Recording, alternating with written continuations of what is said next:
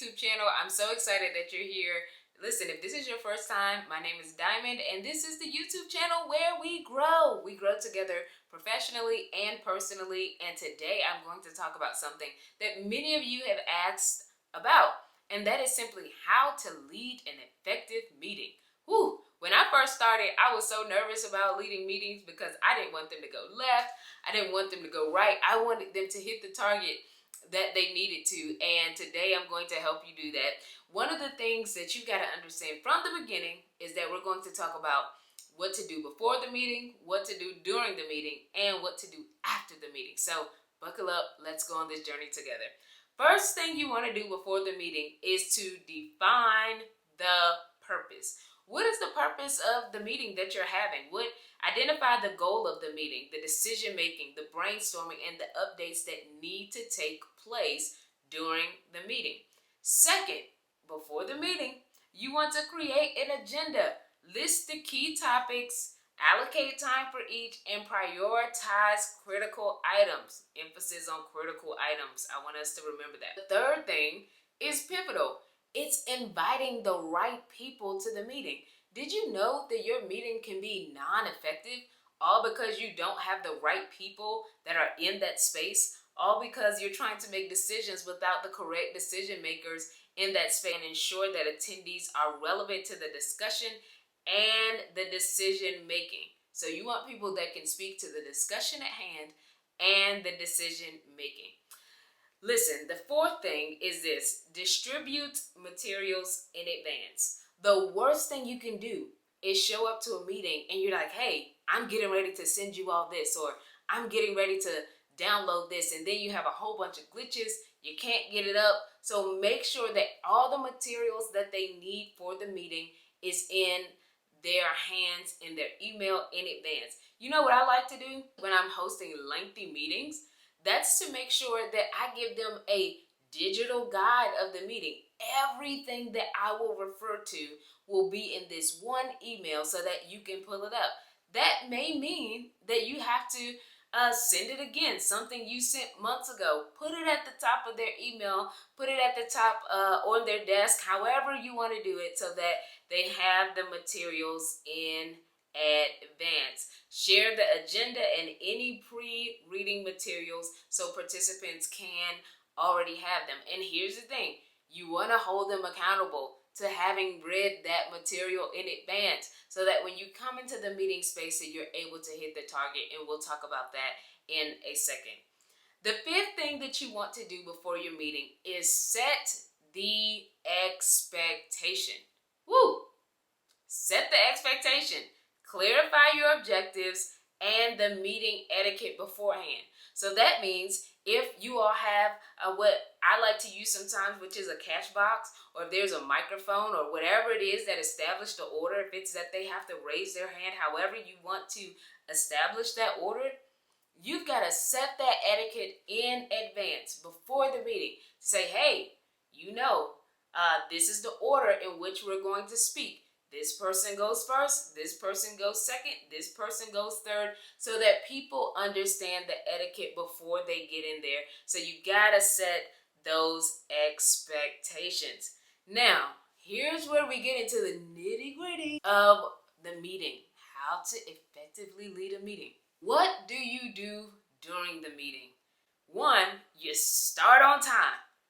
That's a major one. Now, I used to make the mistake. Before I had a little time under my belt, I would make the mistake of saying, hey, we're here, but we're going to give about 5 minutes to those who are not here.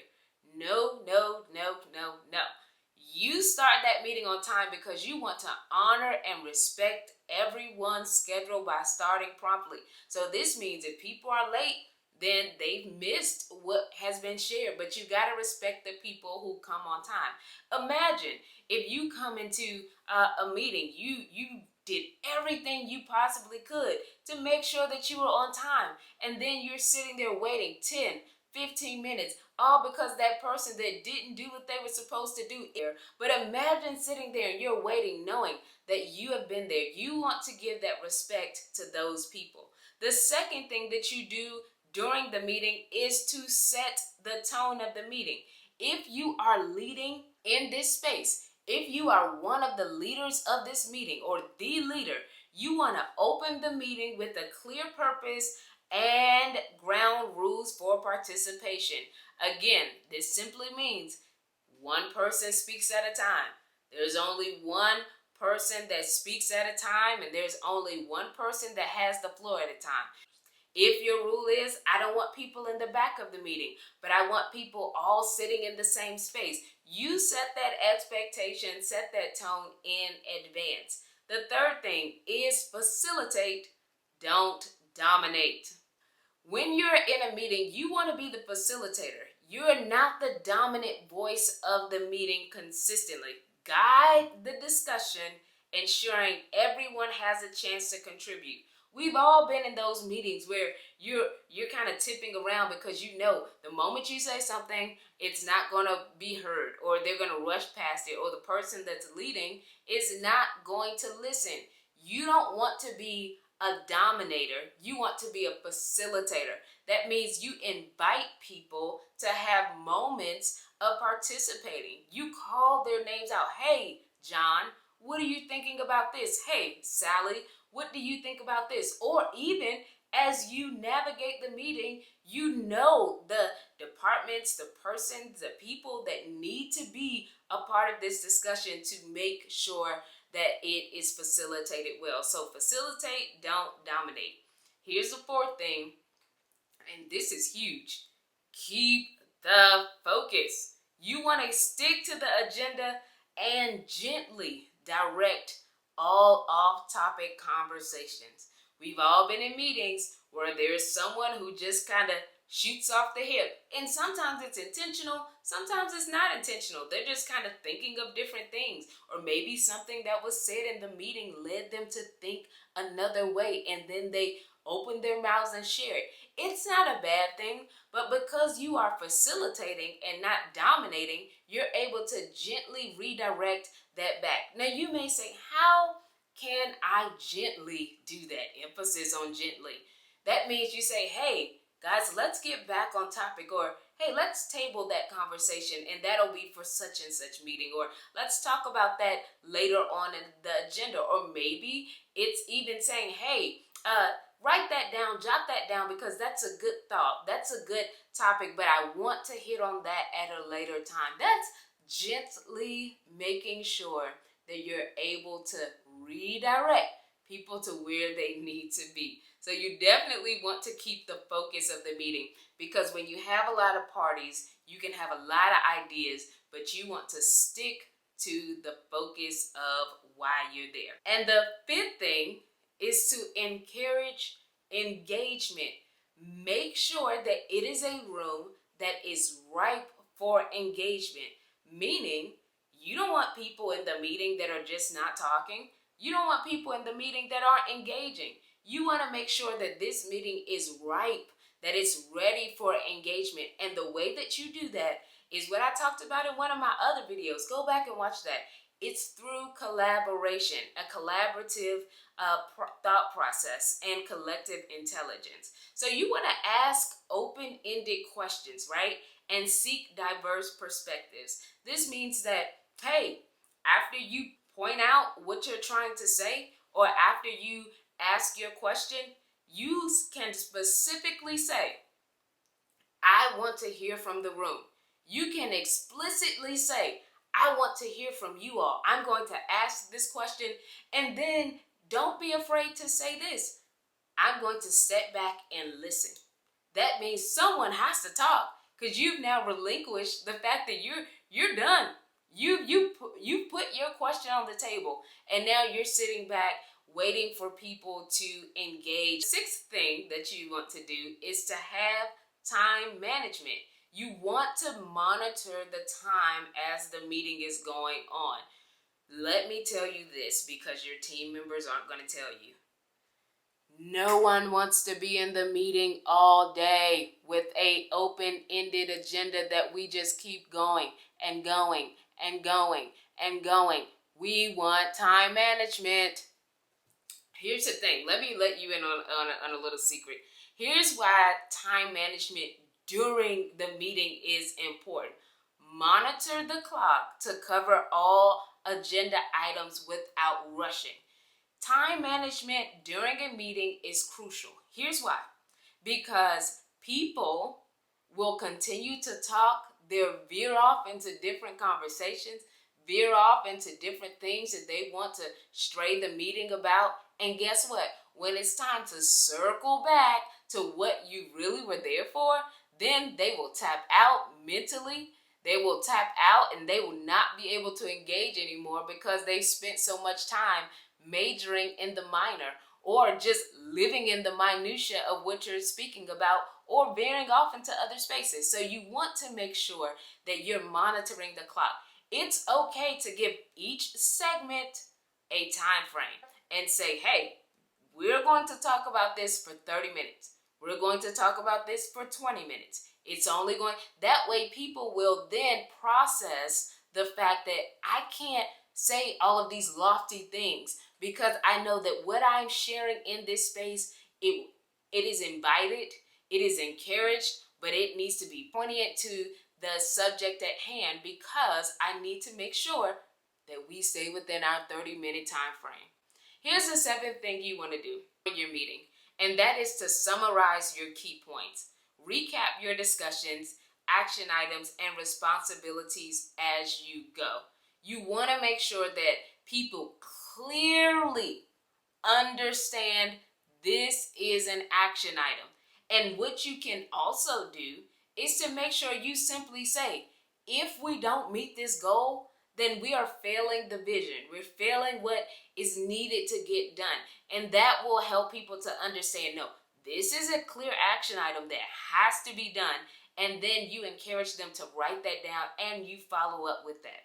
Now, you've made it before the meeting, you've made it during the meeting, and what can you do for success after the meeting? It's right here. I'm getting ready to let you know. There are just three things that you want to do after the meeting. You want to send follow-up notes, share the meeting's minutes or however you want to do it, key takeaways, and action steps promptly. You want to do this pretty much as soon as possible so that when people walk out or that next day, it's still fresh on their mind, some of the conversation that was had during the meeting. You want to track action items, ensure accountability by making sure and checking progress to assigned tasks. I know that can be daunting. If you're in a leadership space, you gotta make sure that you're checking those things and making sure that the progress happens. No one wants to sit in a meeting, talk through all of these things, and nothing happens. That's a sure way that you will lose credibility because people will always expect, oh, we're going to talk about it, but we're not going to do anything about it. There's not going to be any follow-up. That's not the type of meetings that you want to have. The third thing is don't be afraid to seek feedback. Ask a few of your team members, hey, how did this go? How do you think it went? How can we format the meeting better? I want to make sure that this is effective. Listen, in my career, there's a meeting that I lead. We have a standard way that it's been done. I asked a few team members, I said, hey, what are some of the things we can do to make sure that this is effective for you? Because guess what? As you facilitate and you're not dictating the meeting, it's really not just about you. It's about a win-win for the entire team. So you want to make sure that your team also has the success and the tools they need and how that meeting is formatted. If you're a dictator, you go into that space and say, this is how I want it done. This is how it should be done. And it's ineffective for half of the people in the room. It's ineffective for the people that are there, the people that lead them, and the people that are making sure these things happen. You want to make sure that it's effective for everyone. So, tips for success, just a few things. Be prepared. Make sure you stay neutral.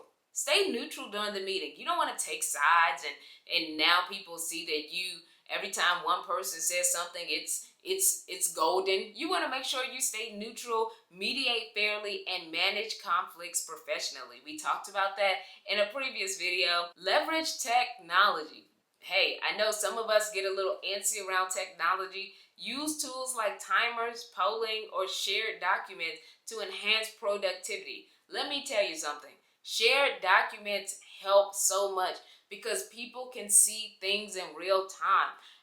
One of the things in 2025, we gotta get to the place. We don't want to keep sending documents. Document 1, document 2 at 2:59, document 3, the same document. Use a shared document in order to help make that meeting effective. Now listen, with consistent practice and intentionality, you'll establish a reputation for leading an impactful meeting.